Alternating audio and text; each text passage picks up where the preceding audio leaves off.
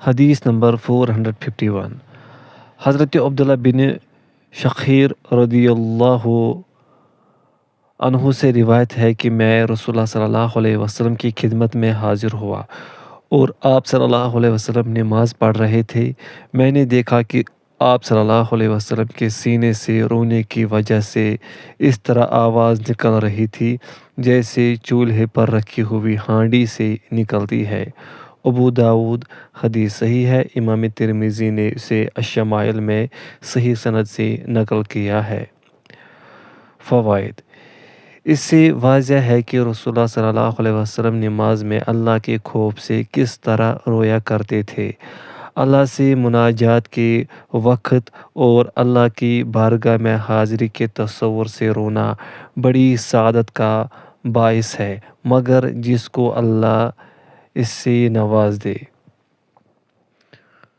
حدیث نمبر 452 حضرت انس رضی اللہ عنہ سے روایت ہے، رسول اللہ صلی اللہ علیہ وسلم نے حضرت ابی بن کعب رضی اللہ عنہ سے فرمایا، اللہ عز و جل نے مجھے حکم دیا ہے کہ میں تجھے سورہ لم یکن الذین کفروا پڑھ کر سناؤں۔ حضرت ابی رضی اللہ عنہ نے کہا، اللہ نے میرا نام لیا ہے؟ آپ صلی اللہ علیہ وسلم نے فرمایا، ہاں۔ پس حضرت ابی رضی اللہ عنہ بے اختیار ہو پڑے۔ بخاری و مسلم۔ ایک دوسری روایت میں ہے کہ حضرت ابی رونے لگ گئے۔ فوائد: پوائنٹ فرسٹ، اس میں ایک تو حضرت ابی بن کعب رضی اللہ عنہ کی فضیلت کا بیان ہے جو حفظ و قراءت قرآن میں امتیاز کی وجہ سے انہیں حاصل ہوئی۔ پوائنٹ سیکنڈ، فرحت و مسرت کے موقع پر رونے کا جواز، کیونکہ یہ بھی ایک فطری چیز ہے۔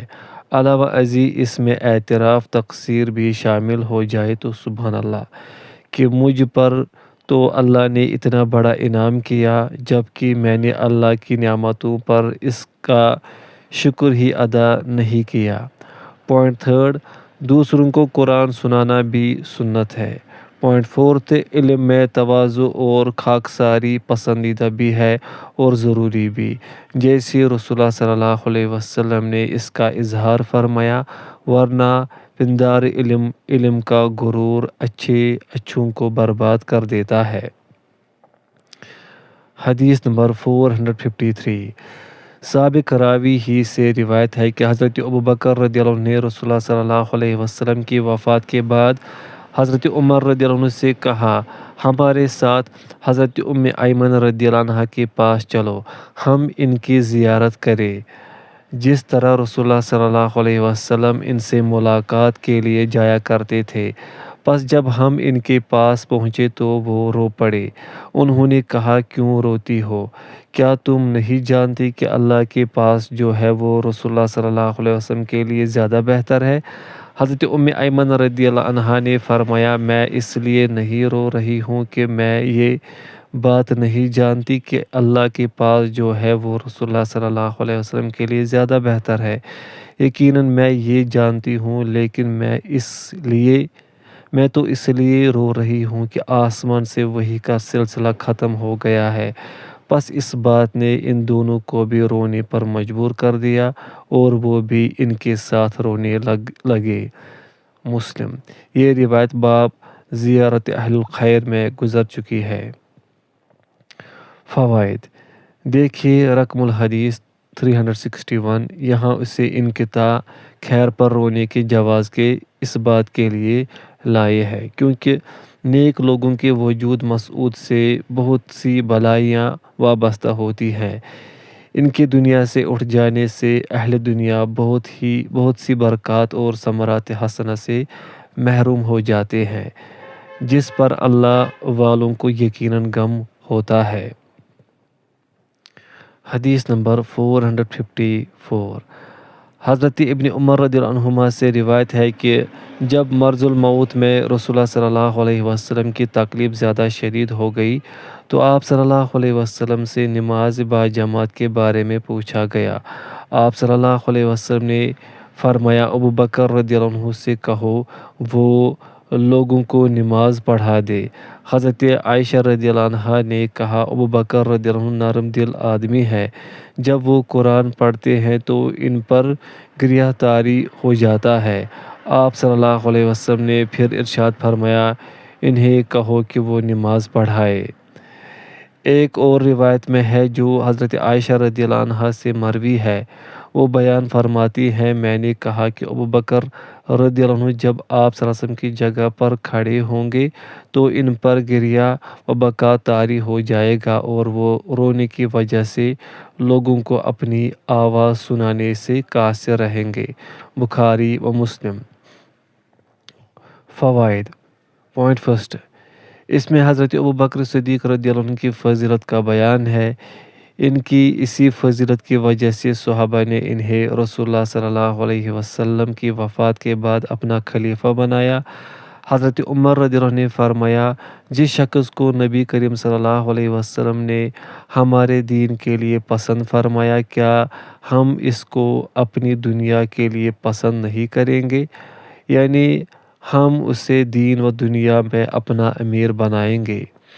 پوائنٹ سیکنڈ، قراءت قرآن کے وقت رونے کا جواز اور حضرت ابوبکر رضی اللہ عنہ کا یہ وصف خاص تھا جو ان کے کمال ایمان کی دلیل ہے۔ حدیث نمبر 455، ابراہیم بن عبد الرحمن بن عوف رحمۃ اللہ علیہ سے روایت ہے کہ حضرت عبد الرحمن بن عوف رضی اللہ عنہ کے پاس افطاری کے وقت کھانا لایا گیا، جبکہ آپ رضی اللہ عنہ روزے دار تھے۔ حضرت عبد الرحمن نے فرمایا مصعب بن عمیر رضی اللہ عنہ شہید کر دیے گئے اور وہ مجھ سے بہتر تھے۔ ان کے کفن کے لیے صرف ایک چادر میسر آئی جو اتنی بڑی تھی کہ اس سے ان کا سر ڈھانپا جاتا تو ان کے پیر ننگے ہو جاتے اور پیر ڈھانپے جاتے تو سر کھلا رہ جاتا۔ اس کے بعد ہمارے لیے دنیا فراہ کر دی گئی جو تم دیکھ رہے ہو، یا یہ فرمایا کہ ہمیں دنیا اتنی عطا کر دی گئی کہ جو ظاہر ہے، ہم تو ڈر رہے ہیں کہ کہیں دنیا میں ہی ہمیں ہماری نیکیوں کا جلدی بدلہ تو نہیں دے دیا گیا۔ پھر رونے لگ گئے یہاں تک کہ کھانا بھی چھوڑ دیا۔ بخاری۔ فوائد، اس میں ایک تو صحابہ کرام رضی اللہ عنہ کی تواضع اور ایک دوسرے کی تکریم و احترام کا بیان ہے۔ حضرت عبد الرحمن بن عوف رضی اللہ عنہ عشر مبشرہ میں سے ہیں، اس لیے وہ حضرت مصعب بن عمیر رضی اللہ عنہ سے افضل ہیں، لیکن وہ حضرت مصعب رضی اللہ عنہ کی شہادت اور اس دور کی غربت و ناداری کو یاد کر کے انہیں اپنے سے بہتر قرار دے رہے ہیں کہ انہوں نے نہایت کٹھن مراحل اور مشکل ترین حالات میں کفار سے ٹکر لی اور جام شہادت نوش فرمایا۔ دوسرے، دنیا کی وسعت و فراخی سے وہ سخت اندیشہ محسوس کرتے تھے، جبکہ ان کا مال لوگوں کے یا جہاد کے ہی کام آتا تھا۔ آج ہماری دولت کا مصرف صرف یہ رہ گیا ہے کہ شادی بیاہ کی فضول رسومات پر اسے اڑا دے یا سنگ و خشت کی تعمیر اور اس کی آرائش و زیبائش پر اسے برباد کر دے، لیکن اس کے باوجود اللہ کا کوئی خوف ہمارے دلوں میں نہیں ہے۔ فراوانی دولت کی یہی وہ تباہ کاریاں ہیں جن سے صحابہ کرام رضی اللہ عنہ ڈرتے تھے اور رسول اللہ صلی اللہ علیہ وسلم نے بھی اس پر شدید تشویش اور اضطراب کا اظہار فرمایا۔ حدیث نمبر 456، حضرت ابو امامہ سعدی بن عجلان باہلی رضی اللہ عنہ سے روایت ہے نبی صلی اللہ علیہ وسلم نے فرمایا اللہ تعالیٰ کو دو قطروں اور دو نشانوں سے زیادہ کوئی چیز محبوب نہیں، ایک آنسوں کا وہ قطرہ جو اللہ کے خوف سے نکلے اور دوسرا وہ قطرہ خون جو اللہ کے راستے میں بہایا جائے۔ رہے دو نشان تو ان میں سے ایک نشان تو وہ ہے جو اللہ کے راستے میں لڑتے ہوئے لگے اور دوسرا نشان وہ ہے جو اللہ تعالیٰ کے فرائض میں سے کوئی فرض ادا کرتے ہوئے لگے۔ ترمذی، حدیث حسن ہے۔ فوائد، اس میں خوف الہی سے رونے کی، جہاد فی سبیل اللہ میں بہنے والے خون کی، اسی طرح اس راہ میں باقی رہ جانے والے زخموں کی نشانات اور فرائض کی ادائیگی میں لگنے والے نشانات کی فضیلت ہے۔ امام نووی رحمہ اللہ فرماتے ہیں اس باب میں اور بہت سی احادیث آتی ہیں، انہی میں سے حضرت ارباز بن ساریہ رضی اللہ عنہ کی وہ حدیث ہے جس میں انہوں نے بیان فرمایا کہ ہمیں رسول اللہ صلی اللہ علیہ وسلم نے ایسا واضح فرمایا کہ جس سے دل ڈر گئے اور آنکھیں اس سے بہہ پڑی۔ فوائد: امام نووی رحمہ اللہ تعالیٰ نے باب نہی عن البدع میں بھی اس حدیث کی طرف اشارہ کیا ہے، البتہ باب فی الامر بالمحافظہ علی السنہ رقم 157 میں یہ حدیث بیان ہوئی ہے۔ باب نمبر 55: زہد کی فضیلت، دنیا کم حاصل کرنے کی ترغیب اور فقر کی فضیلت۔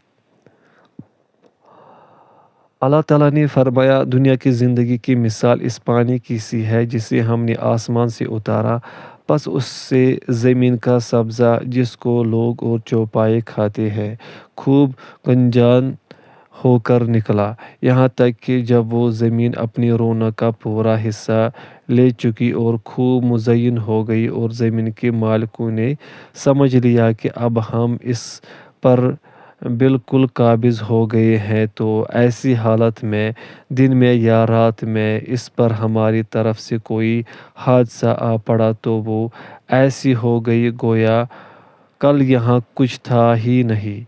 ہم اسی طرح صاف صاف نشانیاں بیان کرتے ہیں ان لوگوں کے لیے جو غور و فکر کرتے ہیں۔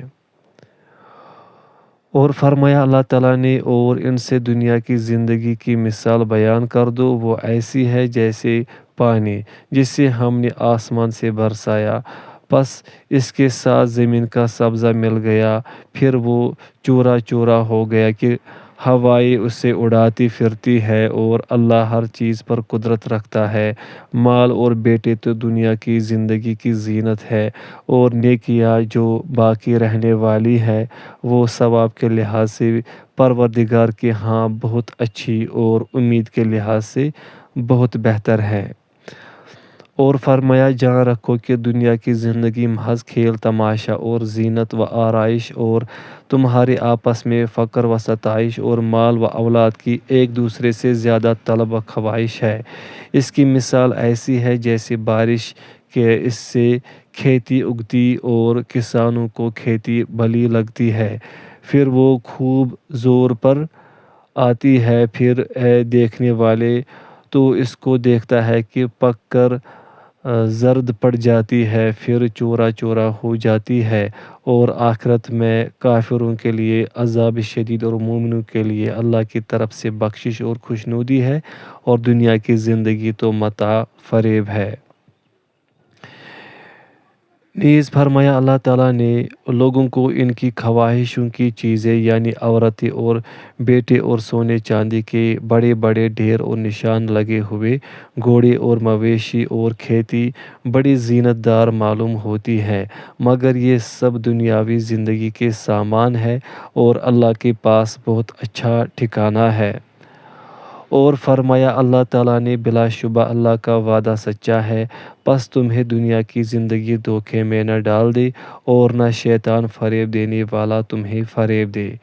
نیز فرمایا، تم کو کثرت مال وغیرہ کی طلب نے غافل کر دیا، یہاں تک کہ تم نے قبریں جا دیکھو تمہیں عنقریب معلوم ہو جائے گا، پھر دیکھو تمہیں عنقریب معلوم ہو جائے گا، دیکھو اگر تم جانتے یعنی علم الیقین رکھتے تو غفلت نہ کرتے۔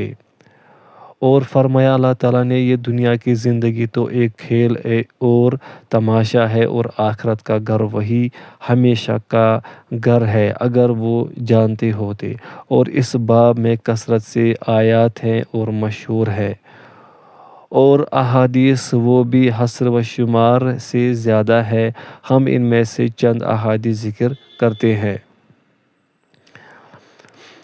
حدیث نمبر 457: حضرت عمر بن عوف انصاری رضی اللہ عنہ سے روایت ہے کہ رسول اللہ صلی اللہ علیہ وسلم نے حضرت ابو عبیدہ بن جراح رضی اللہ عنہ کو بحرین بھیجا کہ وہاں سے جزیہ وصول کر کے لائے۔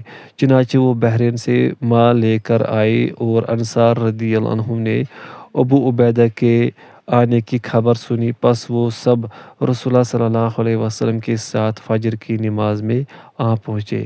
جب رسول اللہ صلی اللہ علیہ وسلم نے نماز پڑھائی اور واپس جانے لگے تو وہ آپ کے سامنے آ گئے۔ آپ صلی اللہ علیہ وسلم نے جب انہیں دیکھا تو مسکرائے اور پھر فرمایا، میرا خیال ہے کہ تم نے سن لیا ہے کہ ابو عبیدہ بحرین سے کچھ مال لے کر آئے ہیں۔ انہوں نے کہا، ہاں یا رسول اللہ۔ آپ صلی اللہ علیہ وسلم نے فرمایا، واقعی مال آیا ہے، لہٰذا تم خوش ہو جاؤ اور خوش کن چیزوں کی امید رکھو۔ اللہ کی قسم مجھے تمہارے بارے میں فخر سے اندیشہ نہیں کہ وہ تمہارے بگاڑ کا سبب بنے، لیکن یہ اندیشہ ضرور ہے کہ تم پر دنیا فراخ کر دی جائے جیسے تم سے پہلے لوگوں پر کی گئی تھی، پھر تم اس میں اسی طرح رغبت کرو جیسے انہوں نے کی تھی، اور یہ چیز تمہیں بھی ہلاکت میں ڈال دے جیسے اس نے ان کو ہلاکت سے دوچار کیا۔ بخاری و مسلم۔ فوائد: اس سے معلوم ہوا کہ کسی فرد یا قوم کا فقر و تنگ دستی میں مبتلا ہونا دین کے لحاظ سے اتنا خطرناک نہیں ہے جتنی مال و دولت کی فراوانی خطرناک ہے۔ اس لیے اس میں نبی کریم صلی اللہ علیہ وسلم نے اپنی امت کو مال و اسباب دنیا کی فراوانی سے ڈرایا ہے تاکہ وہ اس فتنے کی حشر سامانیوں سے اپنا دامن بچا کر رکھے۔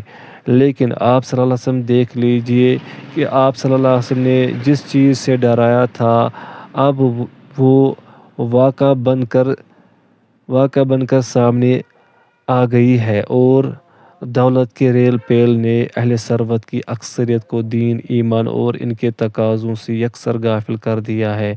دین سے یہ انحراف اور اعراض ہی وہ ہلاکت ہے جس کا آپ نے اندیشہ ظاہر فرمایا تھا، صلی اللہ علیہ وسلم۔ حدیث نمبر 458۔ حضرت ابو سعید خدری رضی اللہ عنہ سے روایت ہے کہ ایک مرتبہ رسول اللہ صلی اللہ علیہ وسلم ممبر پر تشریف فرما ہوئے اور ہم بھی آپ صلی اللہ علیہ وسلم کے ارد گرد بیٹھ گئے۔ آپ صلی اللہ علیہ وسلم نے ارشاد فرمایا، میں اپنی بات تمہارے بارے میں جس چیز سے ڈرتا ہوں وہ یہ ہے کہ تم پر دنیا کی رونق اور اس کی زیب و زینت کا دروازہ کھول دیا جائے گا۔ بخاری و مسلم۔ حدیث نمبر 459۔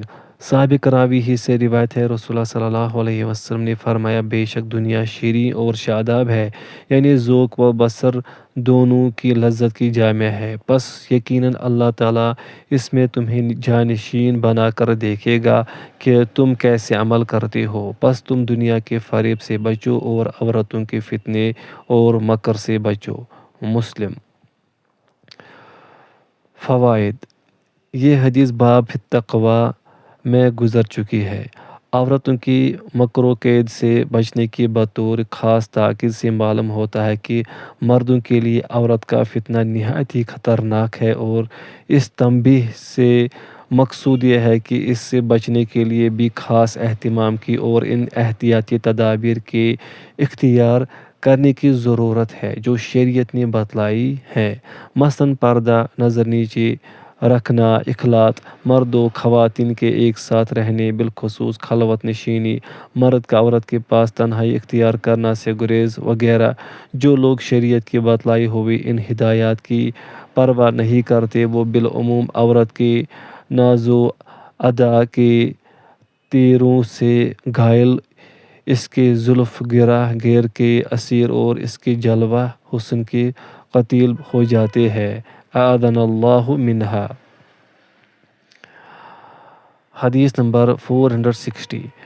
حضرت انس رضی اللہ عنہ سے روایت ہے، نبی کریم صلی اللہ علیہ وسلم نے فرمایا، اے اللہ، زندگی تو بس آخرت ہی کی زندگی ہے۔ بخاری و مسلم۔ فوائد: نبی صلی اللہ علیہ وسلم نے دو موقعوں پر یہ ارشاد فرمایا۔ ایک اس وقت جب مسلمان اپنے بچاؤ کے لیے نہایت مشکل حالات اور تنگ دستی میں خندق کھود رہے تھے، جس سے مقصد مسلمانوں کو صبر اور حوصلے کی تلقین تھی کہ ان کٹھن مراحل سے گھبرانے کی ضرورت نہیں ہے، یہ چند روز تکلیف اور مشقت ہے، اس کے بعد آخرت کی زندگی ہے اور اصل حقیقی زندگی بھی وہی ہے، کیونکہ وہ دائمی ہے اور اس کا آرام بھی لازوال ہے۔ دوسرے اس موقع پر جب حجۃ الوداع میں آپ صلی اللہ علیہ وسلم نے اپنے ساتھ مسلمانوں کا ایک جمع غفیر دیکھا تو آپ صلی اللہ علیہ وسلم نے یہ ارشاد فرما کر مسلمانوں کو تنبیہ فرمائی کہ اس کثرت و طاقت کو دیکھ کر بے جا گھمنڈ اور خوشی میں مبتلا نہ ہو جانا، یہ سب کچھ عارضی ہے، یہ ساری شان و شوکت اور حشمت ختم ہو جائے گی، اصل زندگی تو آخرت کی ہے، اس کی اصلاح کے لیے بھرپور سعی کی ضرورت ہے۔ حدیث نمبر 461۔ انہی حضرت انس رضی اللہ عنہ سے روایت ہے، نبی صلی اللہ علیہ وسلم نے فرمایا، تین چیزیں میت کے پیچھے لگتی، اس کے ساتھ جاتی ہے، اس کے گھر والے، اس کا مال اور اس کا عمل، پھر دو چیزیں تو واپس آ جاتی ہے اور ایک باقی رہ جاتی ہے، اس کے گھر والے اور اس کا مال یعنی غلام وغیرہ واپس آ جاتے ہیں اور اس کا عمل اس کے ساتھ ہی باقی رہ جاتا ہے۔ بخاری و مسلم۔ فوائد: اس میں مسلمانوں کو تنبیہ ہے کہ زہد و تقوی والا عمل اختیار کرے، نہ کہ فسق و فجور والا، کیونکہ یہ عمل ہی انسان کے ساتھ قبر میں جاتا ہے اور اسی کی بنیاد پر اس کی سعادت مندی یا بدبختی کا فیصلہ ہوتا ہے۔ اگر عمل صالح کی پونجی ساتھ لے کر جائے گا تو برزخ میں آسودگی اور راحت کی زندگی سے بہرور ہوگا، اور اگر اس کا دامن عمل صالح سے خالی ہوگا تو چاہے اس نے کروڑوں اور اربوں کی جائیداد اپنے پیچھے چھوڑی ہو، اس کے قطعاً کوئی کام نہ آئے گی، کیونکہ اس کے ساتھ جانے والا تو اس کا برا عمل ہوگا جسے اس نے اختیار کیے رکھا، یہ برا عمل اسے برزخ میں امن اور راحت سے محروم اور عذاب میں مبتلا رکھے گا۔ حدیث نمبر 462۔ سابق راوی ہی سے روایت ہے، رسول اللہ صلی اللہ علیہ وسلم نے فرمایا، قیامت والے دن جہنمیوں میں سے ایسے شخص کو لایا جائے گا جو دنیا میں سب سے زیادہ خوشحال رہا ہوگا، اسے جہنم میں ایک غوطہ دیا جائے گا، پھر پوچھا جائے گا، اے ابن آدم، کیا تو نے کبھی بھلائی راہ دیکھی؟ کیا کچھ تجھ پر خوشحالی کا گزر ہوا؟ وہ کہے گا، نہیں، اللہ کی قسم اے میرے رب، اور جنتیوں میں سے ایک شخص کو لایا جائے گا جو دنیا میں سب سے زیادہ دکھی اور مصیبت زدہ تھا، اس سے جنت میں ایک غوطہ دیا جائے گا، پھر اس سے پوچھا جائے گا، اے ابن آدم، کیا تو نے کبھی سختی اور تنگی دیکھی ہے؟ کیا تیرے ساتھ کبھی سختی کا گزر ہوا؟ وہ کہے گا، نہیں، اللہ کی قسم، میرے ساتھ کبھی سختی کا گزر نہیں ہوا، نہ کبھی میں نے سختی اور تکلیف ہی دیکھی۔ مسلم۔ فوائد: اس میں بھی آخرت کی زندگی کی ترغیب ہے کہ دنیا کی یہ نعمتیں جن کے حصول کے لیے انسان شریعت کے ضابطوں کو پامال کرتا ہے، جہنم کے ایک غوطے سے ہی فراموش ہو جائے گی، اس لیے کیوں نہ انسان ایمان و عمل صالح کی زندگی اختیار کرے تاکہ آخرت کی دائمی نعمتوں اور اس کی مسرتوں سے وہ ہمکنار ہو۔ حدیث نمبر 463۔ حضرت مستورد بن شداد رضی اللہ عنہ سے روایت ہے، رسول اللہ صلی اللہ علیہ وسلم نے فرمایا، آخرت کے مقابلے میں دنیا کی مثال ایسے ہے جیسے تم میں سے کوئی شخص اپنی انگلی سمندر میں ڈبوئے اور پھر نکال کر دیکھے کہ وہ سمندر کا کتنا پانی اپنے ساتھ لائی ہے۔ مسلم۔ فوائد: اس میں آخرت کی نعمتوں اور اس کی دائمی زندگی کے مقابلے میں دنیا کی قدر و قیمت اور اس کی زندگی کا تناسب بیان کیا گیا ہے۔ یہ تناسب اس طرح ہی ہے جیسے ایک قطرہ آب اور سمندر کے پانی کے درمیان ہے۔ حدیث نمبر 464، حضرت جابر رضی اللہ عنہ سے روایت ہے کہ رسول اللہ صلی اللہ علیہ وسلم بازار سے گزرے اور آپ صلی اللہ علیہ وسلم کے دونوں طرف لوگ تھے، تو آپ صلی اللہ علیہ وسلم کا بکری کے ایک چھوٹے کان والے مردار بچے کے پاس سے گزر ہوا۔ آپ صلی اللہ علیہ وسلم نے اسے اس کے کان سے پکڑا اور فرمایا، تم میں سے کوئی اسے 1 درہم میں بھی لینا پسند کرے گا؟ انہوں نے کہا، ہم تو اسے 1 درہم کیا، کسی بھی چیز کے بدلے لینا پسند نہیں کرتے، اور ہم اسے لے کر کریں گے بھی کیا؟ آپ صلی اللہ علیہ وسلم نے پھر فرمایا، کیا تم پسند کرو گے کہ یہ تمہیں مفت ہی مل جائے؟ انہوں نے کہا، اللہ کی قسم، یہ بچہ اگر زندہ ہوتا تب بھی عیب دار تھا، کیونکہ چھوٹے کانوں والا ہے، تو اب اسے کون لے گا جبکہ یہ مردار ہے؟ آپ صلی اللہ علیہ وسلم نے ارشاد فرمایا، اللہ کی قسم، یقیناً اللہ کے نزدیک دنیا اس سے بھی زیادہ حقیر ہے جتنا بکری کا یہ مردار بچہ تمہاری نظروں میں حقیر ہے۔ مسلم۔ فوائد: اس سے بھی دنیا کی بے حیثیتی واضح ہے، جس کے لیے نادان انسان کیا کیا کچھ کر گزرتا ہے۔ حدیث نمبر 465، حضرت ابو ذر رضی اللہ عنہ سے روایت ہے کہ میں نبی صلی اللہ علیہ وسلم کے ساتھ مدینے کے سنگریزے والی زمین پر چلا جا رہا تھا کہ احد پہاڑ ہمارے سامنے آ گیا۔ آپ صلی اللہ علیہ وسلم نے فرمایا، اے ابو ذر! میں نے کہا، لبیک یا رسول اللہ، حاضر جناب۔ آپ صلی اللہ علیہ وسلم نے ارشاد فرمایا، مجھے یہ بات پسند نہیں کہ میرے پاس احد پہاڑ کے برابر سونا ہو، پھر مجھ پر 3 دن ایسے گزر جائے کہ اس میں سے 1 دینار میرے پاس موجود ہو، یعنی 1 دینار بھی اپنے پاس رکھنا پسند نہ کروں، ہاں صرف اتنا جسے میں قرض کی ادائیگی کے لیے سنبھال کر رکھ لوں، مگر میں اسے اللہ کے بندوں میں اس طرح تقسیم کر دوں۔ اپنے دائیں بائیں اور پیچھے کی طرف اشارہ فرمایا۔ آپ صلی اللہ علیہ وسلم پھر آگے چلے اور فرمایا، زیادہ مال و دولت والے وہی قیامت کے دن اجر و ثواب میں بہت کم ہوں گے، مگر وہ لوگ جو مال کو اس طرح اپنے دائیں بائیں اور پیچھے لوگوں پر خرچ کرے، اور ایسے لوگ بہت کم ہیں۔ پھر آپ صلی اللہ علیہ وسلم مجھ سے فرمایا، اپنی جگہ پر رہنا اور جب تک میں تیرے پاس نہ آؤں یہاں سے نہ ہٹنا۔ پھر آپ صلی اللہ علیہ وسلم رات کی تاریکی میں آگے چلے گئے یہاں تک کہ آپ صلی اللہ علیہ وسلم اوجھل ہو گئے۔ اچانک میں نے ایک اونچی آواز سنی، مجھے اندیشہ ہوا کہ کوئی دشمن آپ صلی اللہ علیہ وسلم کے در پہ تو نہیں ہو گیا، چنانچہ میں نے آپ صلی اللہ علیہ وسلم کے پاس جانے کا ارادہ کیا، لیکن مجھے آپ صلی اللہ علیہ وسلم کا قول یاد آ گیا کہ میرے آنے تک یہاں سے نہ ہٹنا، پس میں وہیں رہا یہاں تک کہ آپ صلی اللہ علیہ وسلم میرے پاس تشریف لے آئے۔ میں نے عرض کیا، میں نے ایک آواز سنی تھی جس سے میں ڈر گیا تھا، اور ساری بات آپ صلی اللہ علیہ وسلم سے ذکر کی۔ آپ صلی اللہ علیہ وسلم نے پوچھا، تم نے وہ آواز سنی تھی؟ میں نے کہا، ہاں۔ آپ صلی اللہ علیہ وسلم نے فرمایا، وہ جبریل تھے، میرے پاس آئے تھے، انہوں نے کہا، آپ صلی اللہ علیہ وسلم کی امت میں سے جو شخص مر گیا وہ اللہ کے ساتھ کسی کو شریک نہ ٹھہراتا ہو وہ جنت میں جائے گا۔ میں نے کہا، اگر وہ زنا کرے اور چوری کرے؟ جبریل نے کہا، اگرچہ وہ زنا اور چوری کرے۔ بخاری و مسلم۔ یہ الفاظ بخاری کے ہیں۔ فوائد: اس کے آخری حصے کا مطلب یہ ہے کہ موحد مومن جنتی ہے، اگرچہ اس سے بعض کبیرہ گناہوں کا ارتکاب بھی ہو جائے۔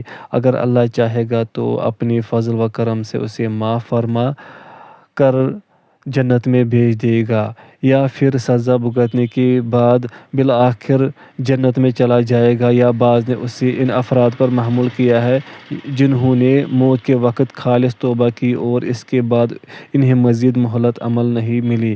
ایسے افراد کے کبیرہ گناہ بھی اللہ تعالیٰ بغیر سزا دیے معاف فرما دے گا۔ اس کا پہلا حصہ باب سے متعلق ہے جس میں سے کم مال و اسباب دنیا رکھنے کی ترغیب ہے، کیونکہ زیادہ مال والے اجر میں کم ہوں گے۔ اس سے یہ بھی معلوم ہوا کہ قرض کی ادائیگی کے لیے رقم سنبھال کر رکھنا نہ صرف جائز ہے بلکہ ضروری ہے، کیونکہ نفلی صدقے سے ادائیگی قرض زیادہ ضروری ہے۔ علاوہ ازیں اس میں نبی صلی اللہ علیہ وسلم کے زہد اور انفاق فی سبیل اللہ کا بھی بیان ہے۔